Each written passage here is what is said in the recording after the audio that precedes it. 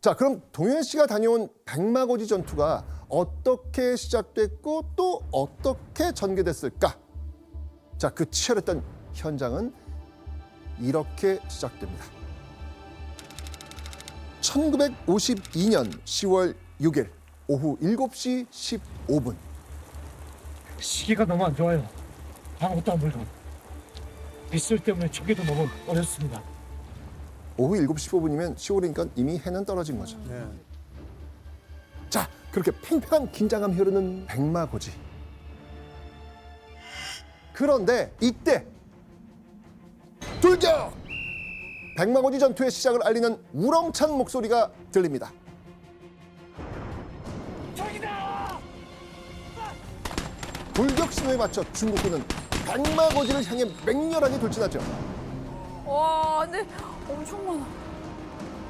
3개 사단으로 구성된 중국군 38군이 백마고지를 기습 공격한 겁니다. 반면 고지를 지키는 국군은 오직 9사단 1개의 사단뿐이었습니다.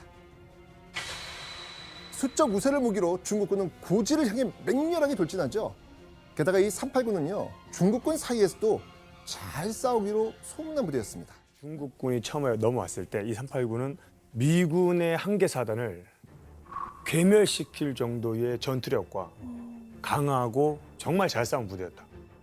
그러니까 이 389는요, 마오쩌둥으로부터 만세군이라는 영웅 칭호를 받았을 정도로 정말 알아주는 부대였습니다. 또 고지 쟁탈전을 위해 약 3개월 동안 전문적으로 훈련까지 받은 최정예 부대원들까지 있었습니다. 아휴. 여기서 끝이 아닙니다. 이 중국군의 사전 준비는요, 무척이나 철저했습니다.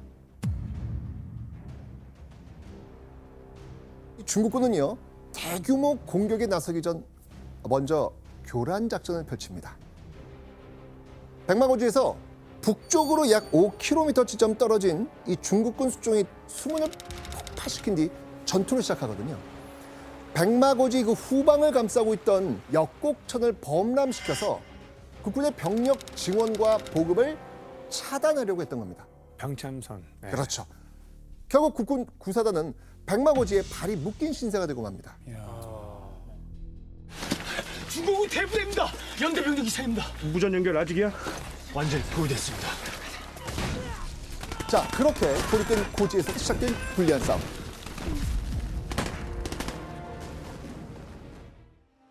첫날 밤에 얼마나 포를 쏘았던지 포신이 뻘겋게 닳아서 물을 퍼다가 끼얹어야 했고, 아이고야. 집안이 내려앉아 나무 토막으로 포상을 고정시키면서 밤새도록 쏘아댔다. 그렇게 쉴 새 없이 몰아치는 이 중국군 공세에 불안감은 커져가는 상황. 자, 그런데 이때 이를 악물고 백마고지 전투의 승리를 다짐하는 사람이 있었습니다.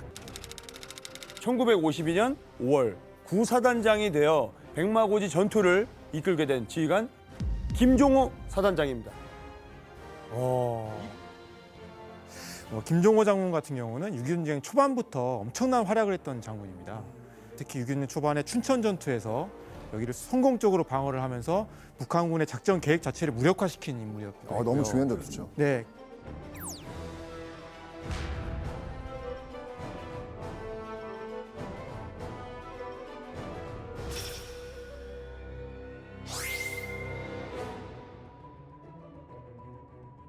와, 핵심적인 인물이에요. 그런데 막 승승장구를 하다가 오점을 하나 남기고 말았어요. 뭐요? 51년 5월 달에 강원도 인제 현리 인근에서 중공군의 공격에 이분이 이끌던 국군 3사단이 거의 붕괴되고 맙니다. 거의 전멸 수준으로. 네, 이때 이제 돌파구가 너무 크게 형성되고 동부전선 자체가 이제 무너지는 바람에 사실 이제 미군으로부터도 엄청나게 욕을 많이 먹고, 그러니까 이분 입장에서는 내가 다시 중공군하고 리턴 매치를 하는 거잖아요. 그 얼마나 이 복수심에 그렇죠. 마음이 들떴겠습니까? 야, 각오가 남다르겠다.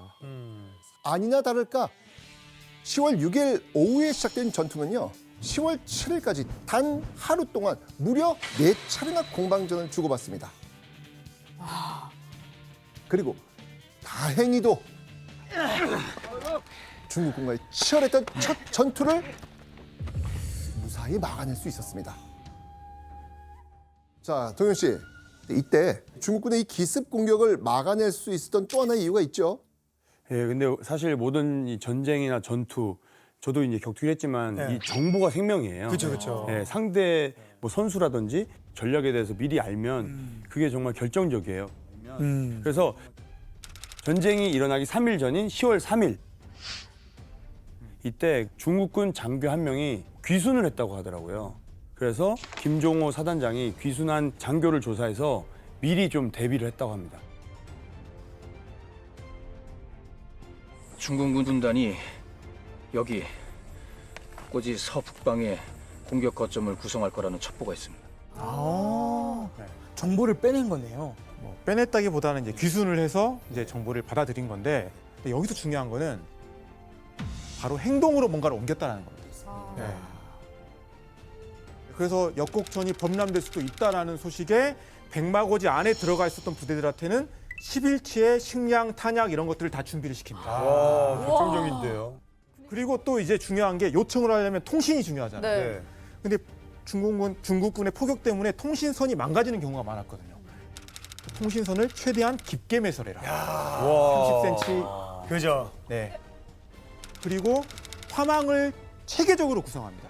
어디 포격할 건지를 다 타겟을 다 정해주는 거죠. 그렇죠. 사격 구역을 다 정해놓고. 그게 되게 중요하잖아요. 하지만요,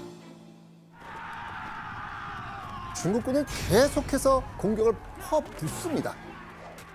끊임없이 올라오는 이 중국군의 어마어마한 수적 공세에 국군의 최후 저지선을 뚫고 밀고 들어오는 겁니다. 이때 국군은 급박하게 무전기를 들고 비장의 카드를 꺼내 듭니다. 바로 진내 사격. 그러니까 우리 진영에 포격을 가는 거예요. 머리 위로 포탄을 떨어뜨려줘. 네. 울며 겨자 먹기라 해야 되나? 이렇게 아니면 정말 전멸당하는데 조금이라도 우리가 덜 피해받기 위해서 어쩔 수 없는 상황에 쓰는 방어 형태인 거죠.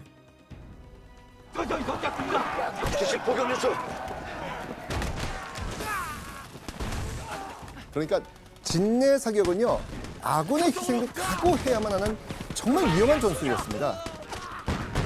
그만큼 다급한 상황이었다는 거예요. 하지만 가까스로 고지 정상을 지키고 있던 국군에게 뼈아픈 소식이 전해집니다. 중국군의 공격이 시작되고 하루 뒤인 10월 7일 오후 11시 결국 최초로 백마고지 주봉까지 중국군에게 넘겨주게 됩니다. 자, 이 국군으로서는 정말 절체절명의 위기를 맞게 된 거예요. 사실 이게 우위에 있다는 게 사실 엄청난 건데 뭐 적군이 예를 들어 점령을 고지를 먼저 점령하고 있다. 그러면 우리가 올라갈 수 있는 주요 그 길에 다 조준 사격을 미리 해놓는 거예요. 그냥 손가락만 까딱해도 거기로 사격이 가게끔 다 세팅이 돼 있는 거예요. 또 아까 말했던 것처럼 밑에서 위로 올라가지. 얼마나 힘들어요. 그리고 상대방 우리를 다 보고 있을 텐데. 올라오는 게 다 보이니까. 당연하죠. 너무 힘든데? 그냥 지금 말로 멘붕 왔을 것 같습니다. 이거 어떻게 해야 되지? 어떻게 다시 올라가지? 자, 그런데 위기 상황이라고 우리 국군이 이대로 백마고지 포기했을까요? 우리가 전장을 지배한다. 알겠나? 예! 누가 가장 강한가? 알아! 누가 가장 독한가? 알아! 일진일퇴를 거듭하며 다시 백마고지 정상 주봉을 차지하기 위해 전투를 벌입니다. 자, 그렇게 10월 8일 새벽 2시 40분 백마고지 정상 주봉을 다시 탈환하는 데 성공합니다. 그러니까 주봉을 뺏겼잖아요. 근데 그렇다고 해서 완전히 고지에서 밀려난 게 아니었어요. 이 산의 7, 8분 능선. 그렇죠. 7, 8분 능선. 거기를 우리가 어떻게든 막아냅니다. 거기서. 와. 근데 거기를 지키고 있었기 때문에 뒤에 올라왔던 부대가 평지를 가듯이 주봉을 공격할 수 있었기 때문에.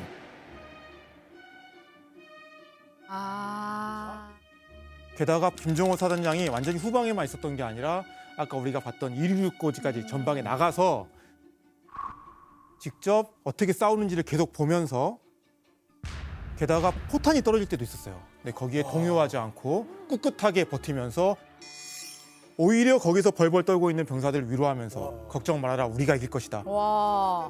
그러니까 사단장이 중심을 잡고 싸우니까 보고 있는 용사들이 당연히 힘이 나겠죠. 그럼요. 그런데요, 이때부터 백마고지는 그야말로 초토화가 됩니다. 중국군 측에서도요, 이 백마고지 정상을 차지하기 위해 정말 사활을 걸고 있거든요. 실제로 국군이 적의 교신을 몰래 들었을 때 이런 얘기까지 듣게 됩니다. 백마고지 탈취하지 못하면 사단장 총살하겠다. 자, 당시 상황이 얼마나 치열했는지 전투 상황을 한번 보시겠습니다. 10월 7일 23시 중국군 점령. 10월 8일 새벽이죠. 네. 2시 40분 국군 재탈환. 6시간 뒤인 오전 8시 10분경 다시 중국군 백마고지 주봉을 차지하게 됩니다. 열흘간의 전투 기간 중 10월 6일부터 12일까지 무려 12차례 치열한 공방전을 벌입니다.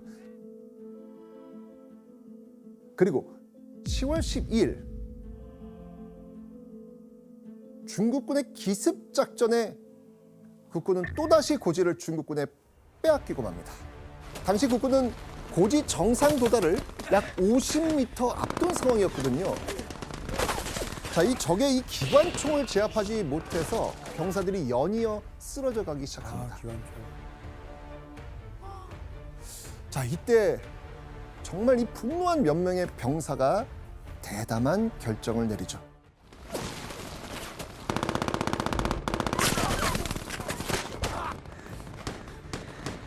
여길 못 들으면 진입이 안 돼. 아, 그냥 일찍 돌격합시다. 다 죽어, 다 죽어. 척탄 준비. 저거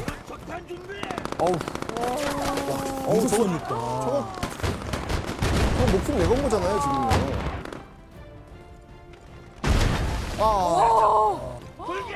육탄전이에요. 중국군이 난사하듯 쏘아대는 이 거친 포격에 도저히 전선을 돌파할 수 없게 되니까 몇 명의 군인들이 폭탄을 등에 쥐고 직접 적의 진지에 뛰어든 겁니다. 목숨을 바쳐 전쟁의 판도를 뒤바꾼 주인공은 당시 소대장이었던 강승우 소위와 오규봉, 안용권 병장이었습니다. 영화는 다르게 안타깝게도 세 분은 장렬한 최후를 맞이했습니다.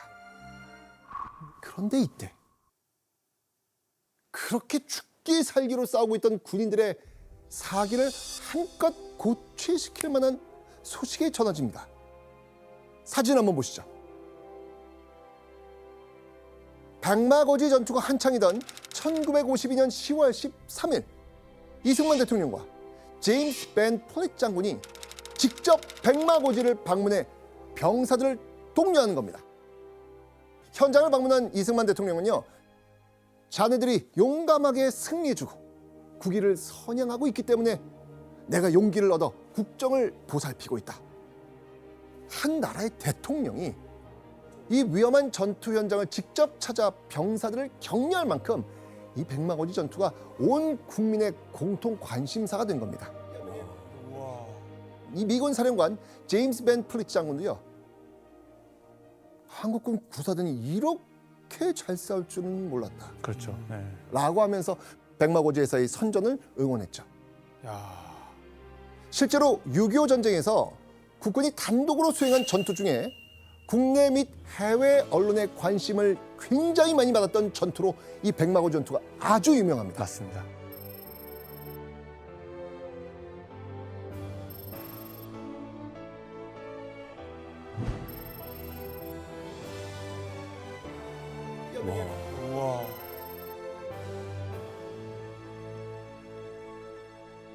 자, 이제 백마고지 전투는요, 단순히 한 뼘의 땅을 더 차지하기 위해 벌이는 전투가 아니었습니다. 대한민국 국군의 자존심이 걸린 전투였던 겁니다. 그런데 그럼에도 불구하고 이 백마고지 전투는 한 치 앞도 예측할 수가 없었습니다.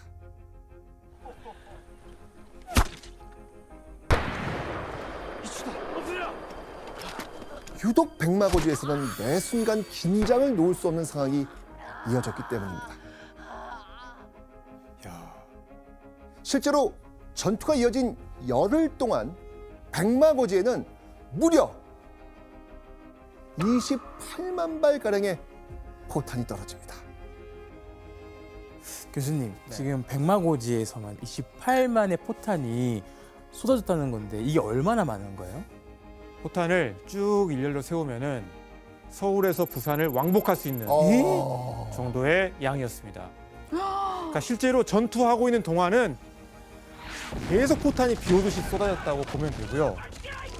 6.25 전쟁 전투 중에서 단일 면적당 가장 많은 포탄이 쓰였던 전투가 바로 백마고지 전투입니다. 심지어 전투가 길어지다 보니까 갑자기 탄약이 뚝 떨어지는 위급 상황이 생기기도 했습니다. 총탄이 모두 떨어져 이 목숨이 위태로워져 가던 그때 이 국군 부사단의 병사들은요, 이 긴박한 순간을 버티기 위해서 아주 특별한 방법으로 적에게 맞섭니다.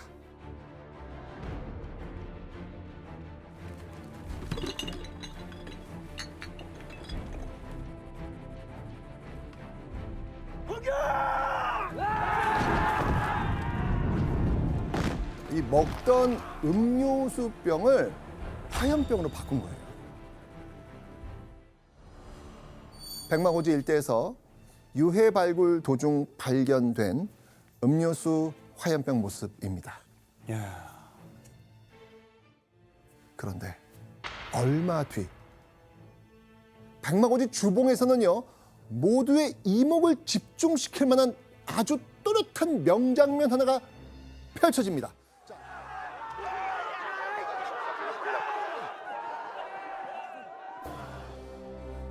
사진 속에 보이는 이들은 바로 우리 국군의 모습입니다. 그리고 가운데에 서 있는 병사의 총에 꽂힌 거 뭔지 아시겠죠? 바로 태극기. 국군이 끝내 백마고지 주봉에 태극기를 꽂은 겁니다. 오래된 흑백 사진이라 흐릿하지만 태극기와 함께 하늘 위로 만세하고 있는 이 참전 용사의 포즈에서 기계가 느껴집니다. 열흘 동안 무려 7번이나 주인이 바뀌었던 백마고지 정상은 1952년 10월 15일 고지 탈환을 끝으로 완전히 국군이 사수한 겁니다. 와, 이거는 진짜. 교수님, 그럼 중국군은 이대로 백마고지를 이렇게 포기한 건가요? 사실 중국군은 백마고지 점령 자체를 너무 쉽게 생각했던 거예요. 그런데 국군이 이렇게 계속 잘 싸우다 보니까 본인들도 이제 계속 지쳐가고 전초기지였던 화랑고지까지 뺏기니까 더 이상 중국 입장에서는 백마고지로 갈 수 있는 그 희망 자체를 완전히 잃어버린 거죠. 박구 씨, 바로 이때부터 국군 제9사단의 이름이 바뀐 거죠? 맞습니다. 바로 이렇게 바뀌었습니다. 1953년부터 국군 제9사단은 백마 부대로 불리게 됐습니다. 너무 유명하잖아요. 부대 마크도 사실 9에서 백마 형상으로 이렇게 바뀌었고요. 아까 백마 고지였다고 그랬잖아요. 그래서 경례도 백마. 네. 네, 백마가 부대 상징이 된 거죠.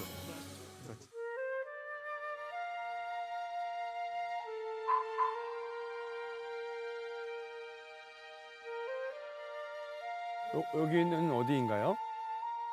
여기가 이제 저희가 백마고지 위령비로 가는 길인데 저희가 네. 전적지입니다. 네. 사실 이제 들어갈 때부터 네. 들어오는 사람들한테 이제 조금 숙연한 마음을 네. 이제 갖게 해주는 거잖아요. 그래서 태극기가 이렇게 다 달려 있고요.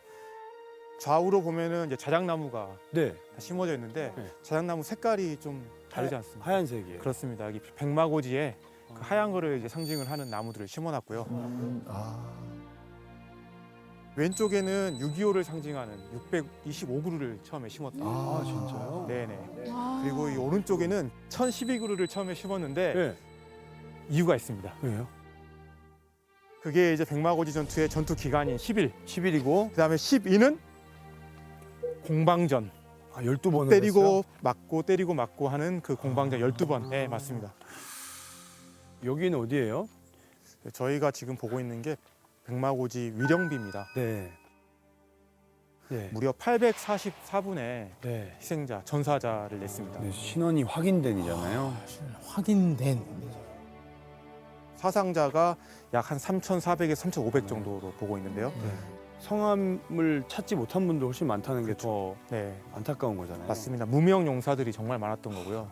너무 네, 그 당시 전쟁 하실 때 나이로 치면은 보통 나이가 거의 뭐 10대 후반, 20대 아. 초반이셨을 텐데 정말 그런 분들의 희생을 좀 많이 기억을 하고 네. 또 우리가 보상할 수 있는 그런 기회가 좀 많았으면 합니다. 정말 네. 가끔씩 그렇게 막 뉴스에 나오더라고요. 맞아요. 네. 뭐 참전 용사분들, 뭐 네. 독립유공자분들, 네네, 뭐 국가유공자분들에 대한 그 예우에 대해서 맞습니다. 가끔씩 접하긴 하는데 안타까울 때가 많아서 네네. 그런 부분들 좀 처우가 개선되면 좋을 것 같아요. 네, 그러니까 네. 정말. 예, 이게 이제 백마고지 전적비 시계탑인데요. 네. 그래서 이름을 보니까 625 시계라는 게 저기 위에 하나가 있는데요. 네. 그래서 시계가 항상 멈춰 있습니다. 6시 25분에 맞춰져 있네요. 네, 그래서 625를 상징하는 것 같고요.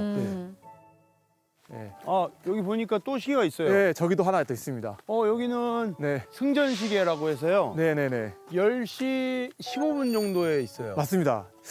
10시 15분 그날이 전투가 끝난 날입니다. 아, 그래요? 네, 네, 우리가 이긴 날. 네, 그렇게 하면 좋았었죠.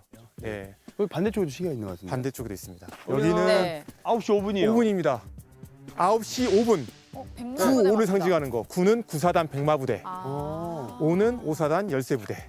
시계마다 다 의미가 있네.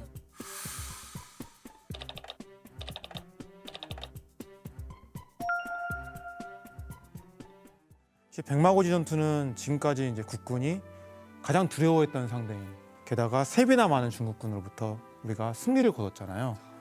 근데 그동안은 이제 백마고지의 승리 요인에 대해서 우리 국군의 불굴의 정신력을 많이 강조를 해왔어요. 근데 사실 이런 어떤 정신력에 더해서 제가 보기에는 우리가 정말 잘 싸워서 가능했던 겁니다. 그러니까 중국군도 최선을 다했고, 오로지 실력. 예, 우리가 그거보다 더 잘 싸운 거예요. 국군이 불굴의 투지 그리고 전술과 전략으로 지켜낸 이 백마고지. 그로부터 약 9개월의 시간이 흐른 1953년 7월 27일 10월 27일 오전열 드디어 추전은 성립이되어 일단 전투가 중지되는 단계로 들어갔습니다. 유엔군과 중국군은 2년간의 협상을 끝내고 마침내 휴전 협정을 체결합니다. 당시 최전방에서 전투를 이어가던 한 군인은 휴전 협정이 체결된 1953년 7월의 그날을 이렇게 기억하고 있습니다. 7월 27일 오후 10시가 되자 그 시끄럽던 총소리가 싹 거치면서 어마어마한 고요가 몰려왔다. 그 속에서 나는 오열했다.